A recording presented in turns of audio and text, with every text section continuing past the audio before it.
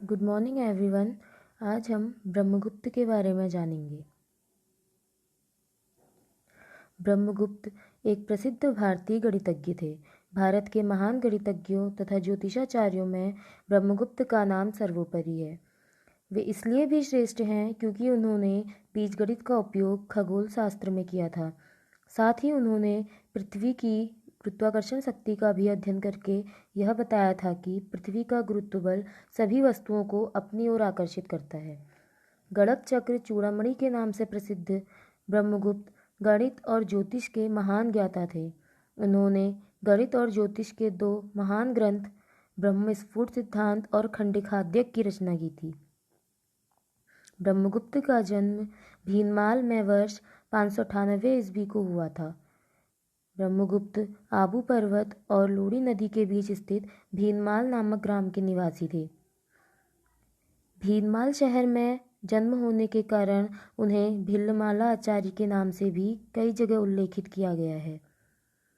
ब्रह्मगुप्त की मृत्यु सन 668 ईस्वी में हुई।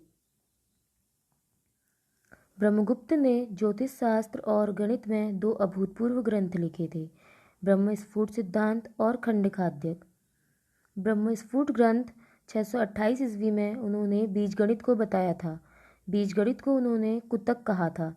बीजगणित का कुतक अध्याय में विस्तृत वर्णन दिया हुआ है। इसके अलावा रेखागणित को भी उन्होंने विस्तार से समझाया था। ब्रह्मगुप्त ने पाई का मान 10 माना था, जो कि गलत है। इसी के आधार पर उन्होंने गणनाएं की थी। विलोम विधि और वर्गीकरण विधि का उल्लेख सर्वप्रथम उन्होंने ही किया था। ब्रह्मगुप्त ने शून्य को एक स्वतंत्र अंक बताया था। उन्होंने ही सर्वप्रथम बताया था कि शून्य को कैसे उपयोग किया जाता है। उन्होंने ऋणात्मक अंकों का भी प्रयोग गणित में किया था। उन्होंने चंद्र ग्रहण और सूर्य ग्रहण के बारे में भी बताया था। साथ ही यह भी बताया था कि एक वर्ष में 365 दिन 5 मिनट और 19 सेकंड का समय होता है।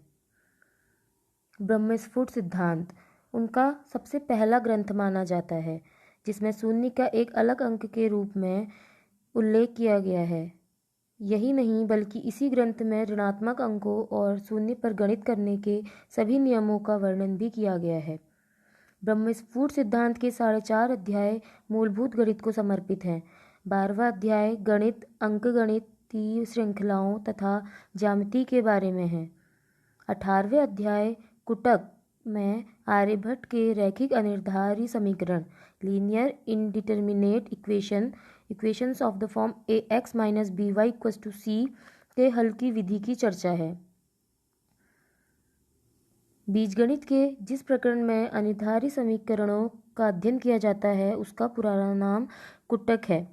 ब्रह्मगुप्त ने द्विघाती अनिर्धारित समीकरणों के हल की विधि खोज निकाली। इनकी विधि का नाम चक्रवाल विधि है।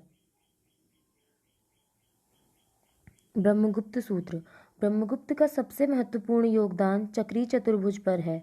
उन्होंने बताया कि चक्रीय चतुर्भुज के विकर्ण परस्पर लंबवत होते हैं।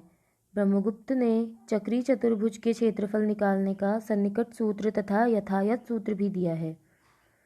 चक्रीय चतुर्भुज के क्षेत्रफल का सन्निकट सूत्र t+r/2 × q + s/2 है।